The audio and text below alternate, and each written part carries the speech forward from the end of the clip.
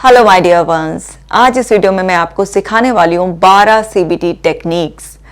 होता है ना, एंजाइटी फील हो रही है, ओवर थिंकिंग हो रही है, बहुत ज़्यादा डर लग रहा है, नेगेटिव थॉट्स हैं कि रुकने का नाम ही नहीं ले रही है, कोई भी परेशानी हो, ये टेक्निक्स बहुत ही ज़्यादा पावरफुल हैं। आपको तो पहले ही पता है कि सीबीटी कितनी पावरफुल थेरेपी है, तो ये बहुत ध्यान से सीखना है, आपको लोगों के साथ भी शेयर करना है। जब आप दूसरों के साथ शेयर करते हैं इसे, तो आप एक एक्ट ऑफ काइंडनेस करते हैं और आपको ब्लेसिंग्स मिलती है और आपकी प्रॉब्लम बहुत जल्दी ठीक होती है। कमेंट कर कर अपना एक्सपीरियंस भी शेयर करेंगे और चैनल पर नए हैं तो आप सब्सक्राइब भी कर लें। चलिए अब जल्दी से डॉक्टर कशिका जैन ऐप को डाउनलोड कर लीजिए ताकि आप ब्रीदिंग एक्सरसाइज करें, अफर्मेशंस करें, मेडिटेशन करें और आप अपने माइंड को एकदम काम रख के उसको स्लैग बना दे कि वो जल्दी से ये सारी चीज़ें सीख जाए और आपका माइंड नेगेटिव थॉट्स कम से कम प्रोड्यूस करे। डियर डिप्रेशन लेट्स ब्रेकअप, जो कि एक मास्टरपीस है, उसे भी आप पढ़ना चाहते हैं तो ज़रूर पढ़ें। तो चलिए अब हम सीखना शुरू करते हैं। हम सीख रहे हैं CBT technique anxiety, fear, over thinking, negative thoughts का लूप ब्रेक करने के लिए। देखिए, टेक्निक है कॉग्निटिव रीस्ट्रक्चरिंग, यानी कि अपने नेगेटिव थॉट्स को चैलेंज करना है। अब हमारे माइंड में ना हर चीज़ का एक स्ट्रक्चर होता है। अब एक स्ट्रक्चर में क्या होता है, कुछ विजुअल्स होते हैं, उसमें कुछ ऑडियो होता है और उसमें कुछ फीलिंग्स होती हैं। अब फीलिंग्स का नाम कैनेस्थेटिक ऐसे बोलते हैं हम, तो यहाँ पर VAK होता है हमारा, विजुअल, ऑडिटरी और कैनेस्थेटिक, और उससे मिलकर आपका एक स्ट्रक्चर होता है। अब आपके दिमाग में नेगेटिव थॉट का एक स्ट्रक्चर बन गया है, पूरा कोई मेमोरी है ना, अंदर से उसके क्या है, कुछ आवाज़ें भी हैं उसमें हमारा, उसमें कुछ विजुअल्स भी हैं और उससे हमें कुछ फीलिंग्स भी आ रही हैं। तो कॉग्निटिव रीस्ट्रक्चरिंग जो टेक्निक होती है वो बहुत ही ज़्यादा हेल्पफुल है, यानी कि जो एग्जिस्टिंग स्ट्रक्चर बना हुआ है उस स्ट्रक्चर को आपको बदलना है, उसको कहते हैं रीस्ट्रक्चरिंग। यानी कि आपने उसमें कुछ मॉडिफाई करना है, कुछ उसमें ऑडियो चेंज करना है, उसके कुछ विजुअल्स चेंज करने हैं, किसी को फेड करना है, किसी को इंस्टॉल करना है, ताकि आपकी फीलिंग्स चेंज हो जाएं। तो इसके लिए आपको अपनी नेगेटिव थॉट्स को चैलेंज करना होता है। अब जब भी आप एंग्शियस फील कर रहे हैं, आपको कोई डर लग रहा है, कुछ नेगेटिव थॉट्स आपके दिमाग में बार बार आ रहे हैं, आप क्या करें, लिखें उसे कि आप अभी कैसा फील कर रहे हैं, अपनी फीलिंग्स को नाम दें, क्योंकि फीलिंग्स के नाम अलग अलग हो सकते हैं। अगर हम फियर भी कहें तो फियर भी 1000 तरीके के हो सकते हैं। तो आप कैसा फील कर रहे हैं और उसकी बॉडी में सेंसेशंस कहाँ कहाँ आप फील कर रहे हैं, वो फियर एग्जैक्टली आप कैसा डिफाइन करते हैं, एक मेटाफर के रूप में आप उसको डिफाइन कर सकते हैं। जैसे बहुत सारे लोगों को ना फेल होने का डर लगता है, किसी लोगों को ना किसी पर्टिकुलर ऑब्जेक्ट से डर लगता है, किसी को किसी एनिमल से डर लगता है, कुछ भी, तो सबके ना डिस्क्रिप्शन बिल्कुल अलग अलग होता है। जैसे फॉर एग्जांपल किसी को अगर डॉग से ही डर लगता है तो कोई इंसान ऐसे डिफाइन कर सकता है उसको कि जब भी मैं ना डॉग को कहीं भी देख लूँ ना तो मैं बिल्कुल कांपने लगता हूँ, कोई ऐसे बोल सकता है। कोई ऐसे बोल सकता है कि जब भी मैंने डॉग को देखता हूँ तो मुझे ऐसा लगता है कि ना वो ना मेरे ऊपर झपट रहा है, पंजा मार रहा है और मेरे ना सीने में बहुत दुख दुख होती है। इस तरीके से भी डिफाइन कर सकते हैं। तो सबका ना फियर को डिफाइन करने का, उस फीलिंग को डिफाइन करने का अपना एक यूनिक तरीका होता है। तो आपके अंदर क्या स्ट्रक्चर है ये जानने में आपको मदद मिलेगी जब आप पेपर पेन लेकर डिफाइन करेंगे उसे कि वो फियर क्या है और वो फियर आपको यूनिकली कैसा फील होता है, उससे जुड़ी हुई क्या आवाज़ें हैं आपके अंदर, क्या आपको विजुअल्स दिख रहे हैं और बॉडी में वो कहाँ पर फील हो रहा है। तो पूरा आपने उसका स्ट्रक्चर डिफाइन कर दिया। फिर आपके जो उससे एसोसिएटेड जो थॉट है उसको आप चैलेंज करेंगे। मान लीजिए कोई वास्तव में आपका पुराना एक्सपीरियंस खुद का रहा, जैसे फॉर एग्जांपल अगर डॉग पहले आप पर झपटा ही था, उसने काटने की कोशिश की थी, वहाँ से आपके सबकॉन्शियस माइंड ने उस फियर को कैच कर रखा है और अब क्योंकि सबकॉन्शियस माइंड के लिए हमेशा कोई भी इस तरीके का थ्रेट होता है तो वो प्रेजेंट में उसके लिए मौजूद रहता है। ये नहीं है कि इस बात को 5 साल हो गए हैं, 10 साल हो गए हैं, वो बिल्कुल याद रखता है उसको और नेक्स्ट टाइम जब भी कुछ सिमिलर काइंड ऑफ सिनेरियो बनने की कोशिश करता है तो वो तुरंत आपको अलर्ट करना स्टार्ट कर देता है और वही फियर रिस्पॉन्स है, यानी कि आपका ये एक डिफेंस मैकेनिज्म है ताकि आप एस्केप ले लें, वहाँ से बच जाएँ। तो अब आपके सबकॉन्शियस माइंड में वो चीज़ है, सबकॉन्शियस माइंड में वो चीज़ कैसे पड़ी हुई है अब आप समझ गए हैं। तो अभी भी आपके अंदर एक ना थॉट है वो चीज़ कि कहीं मेरे साथ ऐसा दोबारा ना हो जाए, या आपने ऐसे बना रखा है कि कुत्तों को देख के मुझे बहुत डर लग रहा है, या आपने ऐसे बना रखा है कि ना डॉग तो बहुत डेंजरस होते हैं, या आपके दिमाग में ये है कि अगर कुत्ते ने काट लिया तो रेबीज़ हो जाएगा, कहीं मैं कुत्तों जैसी हरकत ना करने लग जाऊँ, मैं पागल हो जाऊँगा, मेरी मौत हो जाएगी। कुछ तो इस तरीके का आपके अंदर थॉट्स पड़े हुए हैं ना, कुछ तो ऑडियो है आपके अंदर जो प्ले होता है जिसको आप थॉट के रूप में पकड़ते हैं। हो सकता है उसके साथ कुछ विजुअल्स भी हों और वो जो आपको बॉडीली रिस्पॉन्स आते हैं, जो फियर के रिस्पॉन्सेज आते हैं, तो आपने इसको पकड़ा। तो सबसे पहले पकड़ के ना आपको थॉट को चेंज करना है। क्या एविडेंसेस हैं ऐसे कि अगर आपके साथ ऐसा एक बार हो गया तो ऐसा होता ही रहेगा। हो सकता है जिस वक्त आपके साथ ये आपका पर्सनल एक्सपीरियंस हुआ उस वक्त कंडीशंस कुछ और रही हो, सिनेरियो कुछ और हो, लेकिन ज़रूरी तो नहीं है ना कि सेम सिनेरियो हर बार बनेगा। ठीक है, आपका माइंड आपको ये अलर्ट कर रहा है, लेकिन यहाँ पर समझिए कि वो जनरलाइज करने की कोशिश कर रहा है कि जैसे एक बार हुआ है वैसा हमेशा होता रहेगा। तो थॉट में ना बहुत सारे डिस्टॉर्शंस होंगे, कुछ चीज़ों के डिलीशन होंगे, कुछ डिस्टॉर्शन होंगे, कई बार माइंड जनरलाइज कर रहा होगा। तो जो भी आपके अंदर वो थॉट पड़ा हुआ है उसको पकड़ें और उसमें देखें कि माइंड क्या कर रहा है वहाँ पे। इन्फॉर्मेशन को कुछ को ओमिट कर रहा है, डिलीट कर रहा है, कुछ को डिस्टॉर्ट कर रहा है, कुछ को जनरलाइज करने की कोशिश कर रहा है। और एविडेंस मांगे, क्या एविडेंसेस हैं ऐसा कि अगर मेरे साथ ऐसा हुआ है, चलो मेरे साथ नहीं हुआ, मैंने किसी को देखा है ऐसे किसी पे और पे अटैक कर रहा था, ठीक है, तो वो चीज़ अब मेरे साथ ऐसे कैसे हो जाएगी, क्या एविडेंसेस है इस बात के फेवर में, अगेंस्ट, दोनों में जो ना आप एविडेंसेस मांग लें उससे। तो थॉट को चैलेंज करना बहुत ही इंपॉर्टेंट होता है। आपको पता चलेगा कि आपके फियर्स ना मोस्टली 99% फियर्स बिल्कुल इरेशनल होते हैं, बेसलेस होते हैं। जस्ट आपने इधर तरह से कहीं से थ्रेट को परसीव किया हुआ है या आपके खुद के एक्सपीरियंस के बेस पर माइंड आपको बार बार उस चीज़ के लिए अलर्ट करता रहता है। पर क्योंकि आप माइंड के अलर्ट करने पर उससे डर जाते हैं, ये समझना भूल जाते हैं कि वो जस्ट एक नेचुरल डिफेंस मैकेनिज्म है, आपको प्रोटेक्ट करने की कोशिश कर रहा है। पर अगर आप अपने सबकॉन्शियस माइंड को वापस रिपीट ये फीडबैक देंगे, मैसेज देंगे कि आप प्रोटेक्टेड हैं ऑलरेडी, आप कैपेबल हैं, आप अब उस सिचुएशन को फेस कर सकते हैं, तभी तो आपका सबकॉन्शियस माइंड वो मैसेजेस देना बंद करेगा। लेकिन आप वो सब चीज़ें करते नहीं हैं, उसको कभी ये फीडबैक नहीं देते हैं कि अब सिचुएशन सब अंडर कंट्रोल है, सब बिल्कुल नॉर्मल है, तो उस बेचारे को पता ही नहीं चलता, वो बार बार आपको सेम चीज़ें देता रहता है। तो आपने पहले उसको लिखा, थॉट को आपने उसको क्या किया, रैशनलाइज करा, पूरा उसका एविडेंसेस देखे इस तरीके से और पकड़ा कि इसमें इस तरीके का डिलीशन है, डिस्टॉर्शन है या जनरलाइजेशन है, आपने उसको पकड़ लिया। अब उसके बाद आपने ऑडियो पर ही इस तरीके से काम कर लिया, डायलॉग, फिर आपने फीलिंग को देखा कि वो फीलिंग बॉडी में कहीं ना कहीं तो स्टोर होंगी ना, बॉडी ही तो है फीलिंग का घर, तो वो स्टोर हुई हुई है वहाँ पर कहीं पर, और उसके साथ कोई इमेजेस है। तो यहाँ पर आप ना उस स्ट्रक्चर को चेंज करने के लिए एक तो थॉट को रीस्ट्रक्चर इस तरीके से कर सकते हैं एविडेंस पे, और फिर अपना नया थॉट लिखा आपने उसमें, और साथ के साथ इसमें ही आप इमेजिनेशन को कंबाइन कर सकते हैं कि आंखें बंद कर कर आप इस तरीके से देखें कि वो मेमोरी जो थी वो एक टीवी स्क्रीन पर डिस्प्ले हो रही है और आप एक ऑब्जर्वर की तरह देख रहे हैं। और अब आप इस बात के लिए अवेयर हैं और अपनी साइकिक पावर से आज आप खुद अपने सबकॉन्शियस से वो मेमोरी को ख़त्म कर रहे हैं। तो आप क्या इमेजिन करें, यहाँ पर हमारे ना ब्रेन पॉइंट्स होते हैं, तो आप इमेजिन करें कि आप अपने थंब से अपने इंडेक्स फिंगर को जब प्रेस कर रहे हैं तो आप अपने ब्रेन को एक सिग्नल दे रहे हैं, सबकॉन्शियस माइंड को एक कमांड दे रहे हैं कि उसके सारे के सारे विजुअल्स जो हैं वो सारे के सारे फेड हो रहे हैं, सारे के सारे ब्लर हीजी से हो रहे हैं, बिल्कुल कुछ समझ में नहीं आ रहा। फिर ऐसे ही आपने अपने थंब से अपने मिडिल फिंगर को प्रेस किया तो सारी ऑडियो जो डायलॉग्स हैं वो सब म्यूट हो रहे हैं, और फिर आपने जो है ना अपने थंब से अपने रिंग फिंगर को प्रेस किया तो वो जो फीलिंग्स आपकी बॉडी में स्टोर थी वो सब कुछ निकल रही हैं। अब आपकी मेंटल स्क्रीन पे से ना कुछ दिखाई दे रहा ना सुनाई दे रहा है, जब कुछ दिखाई नहीं दे रहा सुनाई नहीं दे रहा और बॉडी से भी वो चीज़ रिलीज हो गई है तो आप एकदम कंफर्टेबल हैं। एंड देन फाइनली आप जो है ना उसको एक मैसेज दें कि आपने अपने थंब से अपने लिटिल फिंगर को प्रेस किया और अब वो मेमोरी आपके सबकॉन्शियस से निकल कर आपके अनकॉन्शियस डस्टबिन जिसके बारे में आप बिल्कुल भी अवेयर नहीं है उसमें चली गई है, बिल्कुल ख़त्म हो गई है, वो डंप हो कर दिया है आपने, उसको शिफ्ट कर दिया है और फिर आपकी वो स्क्रीन जो है ना वो बिल्कुल ब्लैंक हो गई है। एंड नाउ अब आप एक नई जो है ना मेमोरी उसमें इंस्टॉल करेंगे, मतलब आगे के लिए कि आप इस पर्टिकुलर सिचुएशन में कैसे बिहेव करना चाहते हैं वो आप उसमें पहले से इमेजिनेशन से इंस्टॉल करेंगे। तो आपने पहले से वर्क कर रखा है, अपनी थॉट को चेंज कर लिया है और आपको पता है आप क्या फील करना चाहते हैं। जैसे फॉर एग्जाम्पल कि डॉग को देखकर आप नॉर्मल फील करना चाहते हैं, है ना। आपने देखा होगा आसपास से रेफरेंस कि कितने डॉग लवर्स होते हैं जो स्ट्रीट डॉग को भी, अननोन डॉग को भी ऐसे प्यार करते हैं, गोद में बिठा लेते हैं, केयर करते हैं।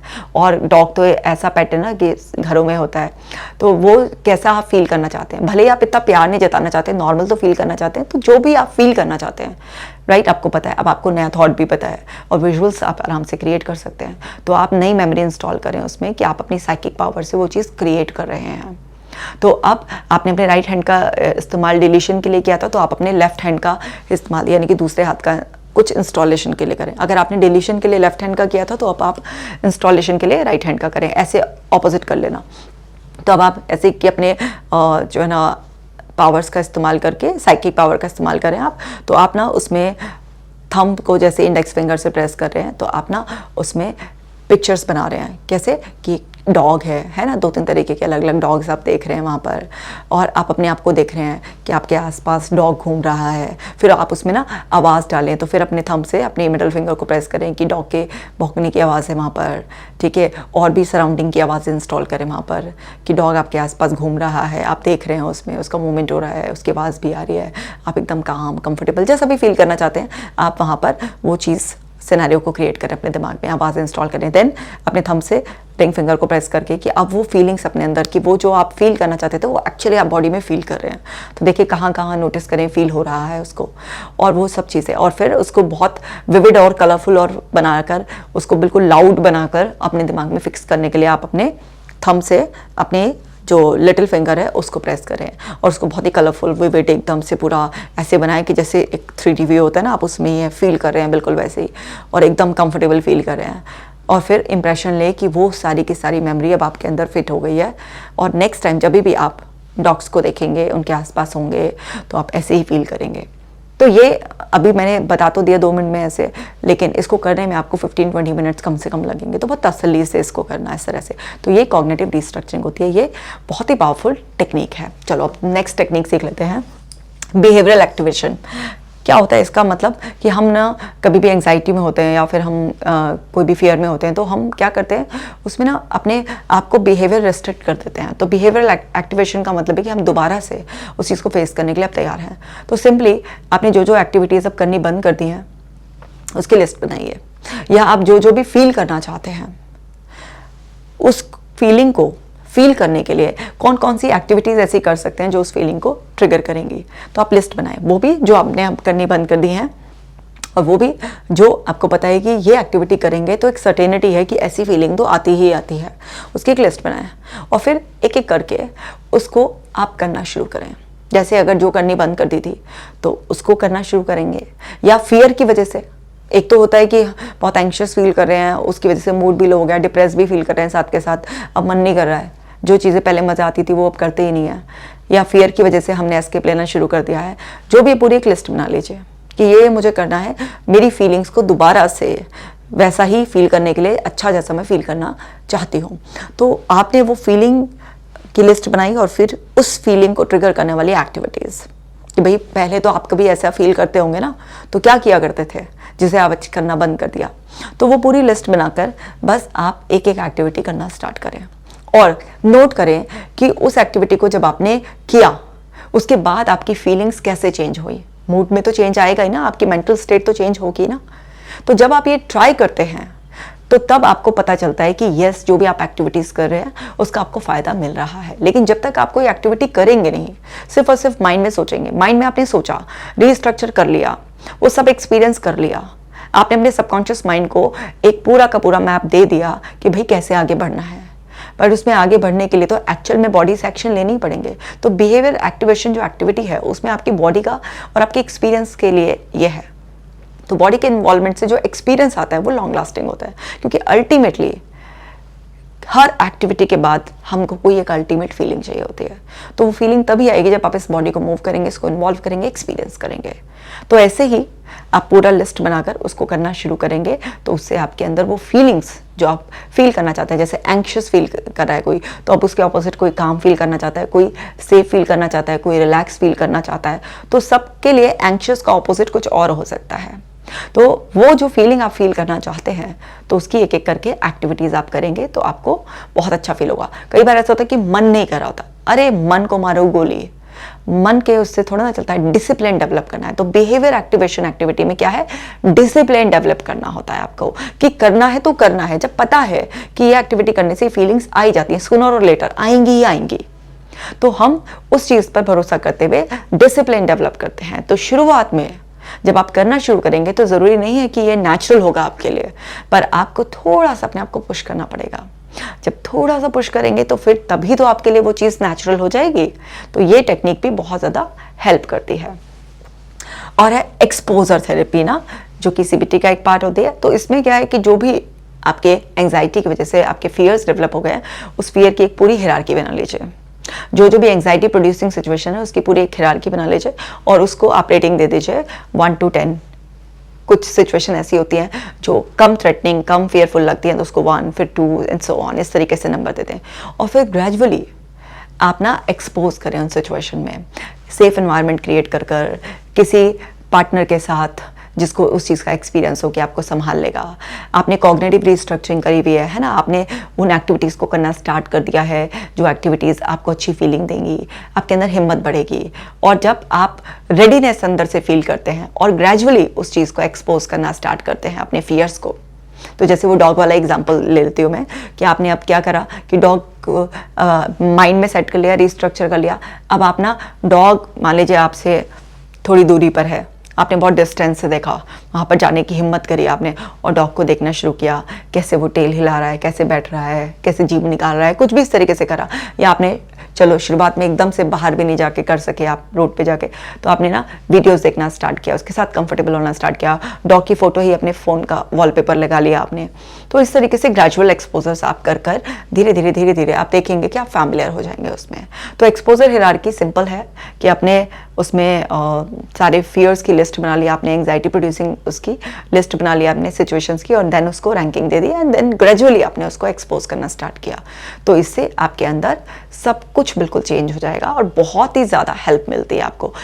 जब तक आप अपनी फियर्स को फेस नहीं करेंगे, जब तक आप उन सिचुएशन को जिसमें भी आप ट्रिगर हो रहे हैं, क्योंकि हम सबके कुछ ट्रिगर होते हैं ना, तो वो ट्रिगर कुछ भी हो सकता है, मेंटल ट्रिगर भी हो सकते हैं, एक्चुअल ट्रिगर भी हो सकते हैं, विजुअल भी हो सकते हैं, उसमें आपके फीलिंग से रिलेटेड भी ट्रिगर हो सकते हैं, कुछ वर्ड भी ट्रिगर कर सकता है, कोई ऑब्जेक्ट, कोई पर्सन, कुछ भी हो सकता है ट्रिगर। तो वो ट्रिगर्स की एक पूरी लिस्ट बनाकर जब उन्हें धीरे धीरे फेस करेंगे हम, तो सब कुछ नॉर्मल हो जाएगा। और है हमारा रिलैक्सेशन ट्रेनिंग। यस, हमें अपने आप को रिलैक्सेशन की ट्रेनिंग देनी होती है। अब देखो, हमारी जो एंग्जाइटी की feeling, over thinking, overwhelming feel करने की वजह से जो सब कुछ हम अंदर डिस्कम्फर्ट फील कर रहे होते हैं ना, तो हमारी बॉडी ना उस फीलिंग को स्टोर कर लेती है। हमारी बॉडी को ना मेमोराइज करने की आदत है, हमारी एक एक सेल की अपनी अलग मेमोरी है। तो हमें रिलैक्सेशन के लिए ब्रीदिंग एक्सरसाइज, मेडिटेशन, इस तरीके की टेक्निक्स, तो सबसे ईजी होती है प्रोग्रेसिव मसल्स रिलैक्सेशन, जिसमें कि आप ना एक एक बॉडी पार्ट पर ध्यान लगाते हैं, इनहेल एक्सेल करते हैं और इस तरीके का इंप्रेशन लेते हैं कि हर इनहेलेशन के साथ आप ना रिलैक्सेशन को इनहेल कर रहे हैं और हर एक्सेलेशन के साथ आप अपने अंदर की एंग्जाइटी, फियर, डिस्कम्फर्ट को रिलीज कर रहे हैं।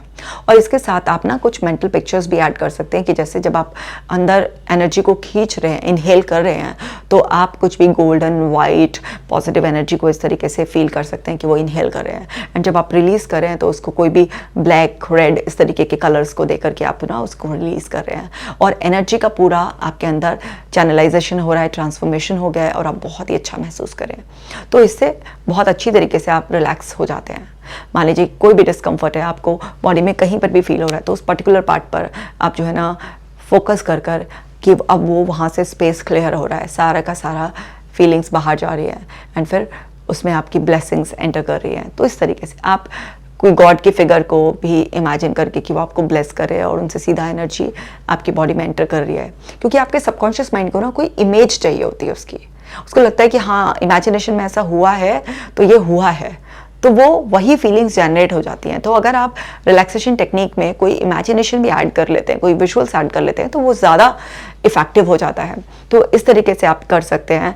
बाकी इतनी सारी ब्रीदिंग एक्सरसाइज हैं, तो आप ना ऐप में से वो ब्रीदिंग एक्सरसाइजेस, रिलैक्सेशन टेक्निक्स, बहुत सारे मेडिटेशंस हैं, वो कुछ भी ऐसे ट्राई करेंगे तो आपको बहुत ही ज़्यादा इफेक्टिव उसके बेनिफिट्स मिलेंगे और आपकी बॉडी जितना रिलैक्स रहेगी तो आपका माइंड को एंग्जाइटी प्रोड्यूस करने की कोशिश करोगे, नेगेटिव सिग्नल्स भी आ रहे होंगे तो बॉडी उस पर उस तरीके से रिएक्ट नहीं करेगी। और जब तक हमारी बॉडी उस पर उस तरीके से रिएक्ट नहीं करती है तो सिचुएशन कभी भी हमारे लिए पैनिक नहीं होती है। हम पैनिक कब होते हैं?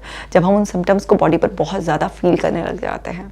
तो बॉडी को इतना रिलैक्सेशन के लिए यूज टू कर दो कि वो माइंड के दिए हुए सिग्नल्स को रिजेक्ट करना सीख जाए, यानी कि इंडिपेंडेंटली बॉडी की रिलैक्सेशन इंटेलिजेंस को इतना ज़्यादा बढ़ा दो।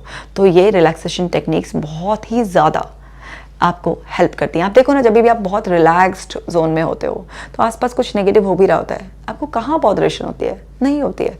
लेकिन जब आपकी बॉडी एग्जॉस्टेड होती है तो आप छोटी छोटी बातों से बड़ा ट्रिगर हो जाते हो। तो रिलैक्सेशन टेक्निक्स मल्टीपल हैं, ऐप्स पर बहुत ही सारी अवेलेबल हैं और आप उससे देख देख कर करिए। और है थॉट स्टॉपिंग। थॉट को स्टॉप करना। तो कई बार क्या होता है ना, थॉट बहुत ज़्यादा आ रही होती है, तो एक बहुत ही ईजी सी वो है कि जिसमें ना हम ऐसे माइंड में शाउट करते हैं स्टॉप, अभी तो मैंने बोलकर बोला है आपको, ऐसे स्टॉप इस तरीके से करते हैं।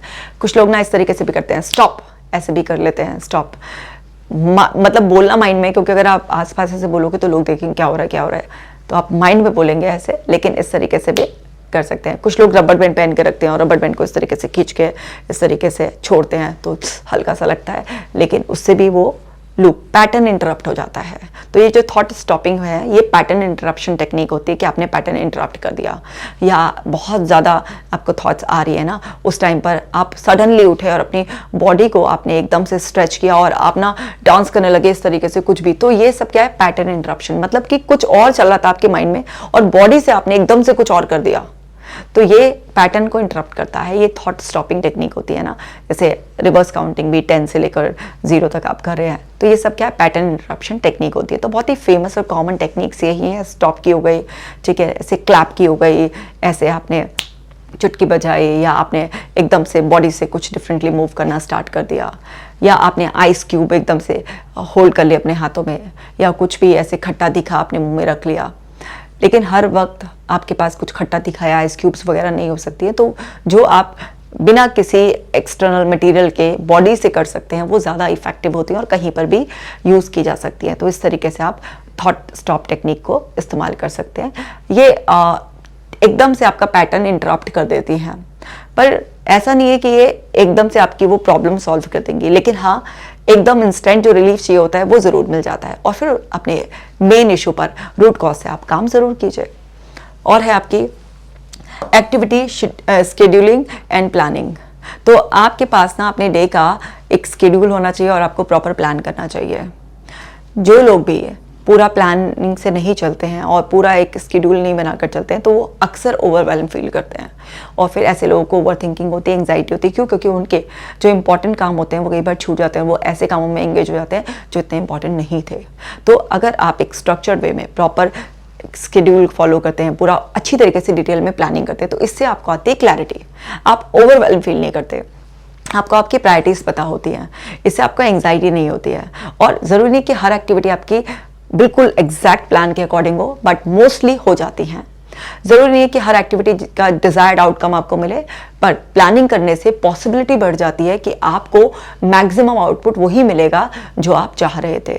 तो अभी सबसे आपके फियर्स कम से कम होते हैं, ओवर थिंकिंग आपको कम होती है, आपको जो एक रिग्रेट गिल्ट की फीलिंग होती है वो बहुत ज़्यादा कम होती है, आपको स्ट्रेस कम फील होता है, आपका मूड ज़्यादा अच्छा रहता है। ये सब चीज़ बेनिफिट होती है। तो ये भी आपके एंग्जाइटी को कंट्रोल करने में बहुत ही ज़्यादा हेल्प करती है। और हर एक्टिविटी के बाद आप अपने आप को रेट कर सकते हैं कि कितने % आपको उसका रिजल्ट मिला। तो एक एंड में आपको ना एक पता चलता है कि कितना प्रोडक्टिव थे आप दिन में, कितना आउटपुट आया, क्या आपकी मिस्टेक्स थी क्या। तो एक पूरी क्लैरिटी रहने की वजह से आप कभी ओवरवेल्म फील नहीं करोगे और आपकी एंग्जाइटी का लेवल बिल्कुल नॉर्मल रेंज में ही रहेगा।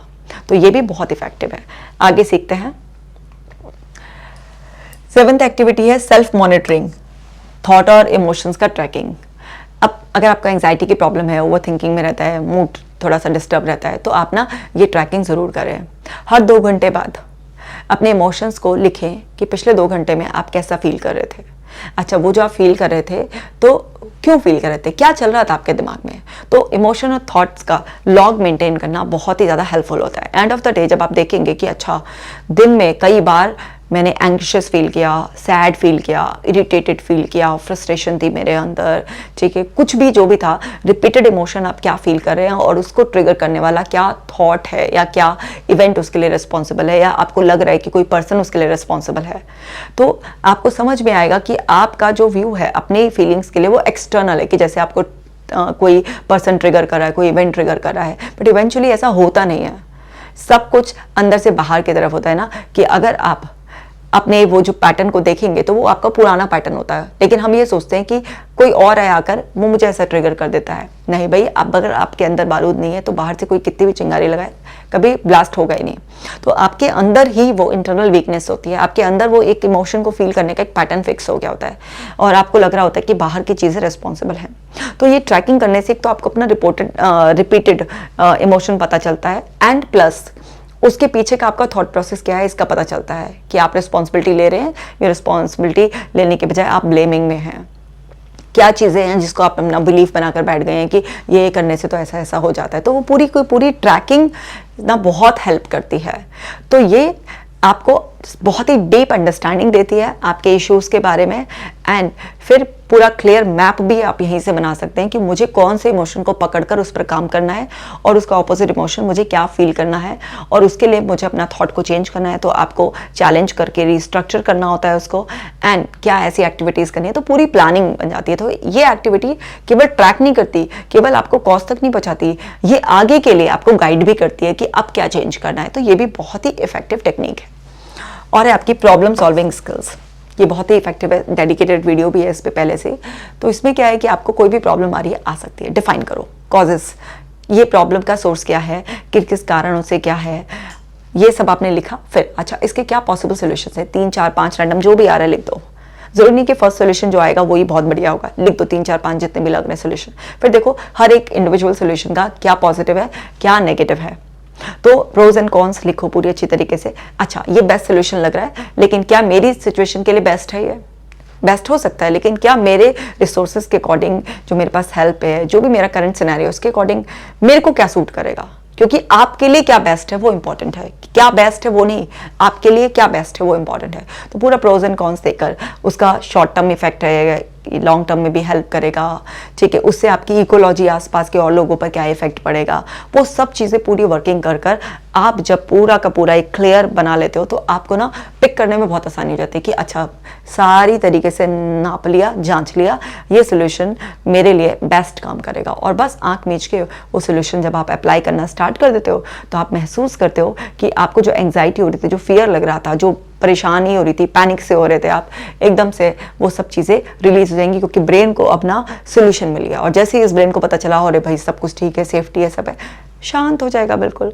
एकदम नॉर्मल हो जाएगी सारी सिचुएशन। नेक्स्ट है ग्राउंडिंग टेक्निक। एकदम कई बार ना एक्यूट एंग्जाइटी होती है हमें, मतलब एकदम से कुछ भी ट्रिगर मिल गया और एकदम बहुत ज़्यादा एंग्जाइटी होने लगी, जैसे खासतौर से एग्जाम में, जॉब परफॉर्मेंस के टाइम कई बार ऐसे होती है, या कुछ पोस्ट ट्रॉमेटिक स्ट्रेस डिसऑर्डर की वजह से कई बार हमारे को कुछ मेमोरीज पैनिक करी होती है, एकदम बहुत फिजिकल सिम्टम्स भी आ जाते हैं, काफ़ी फील होता है। उस टाइम पर जो बेस्ट ग्राउंडिंग टेक्निक है, बहुत ही ईजी है, आपने सुना भी होगा मेरी वीडियोज़ में बहुत बार।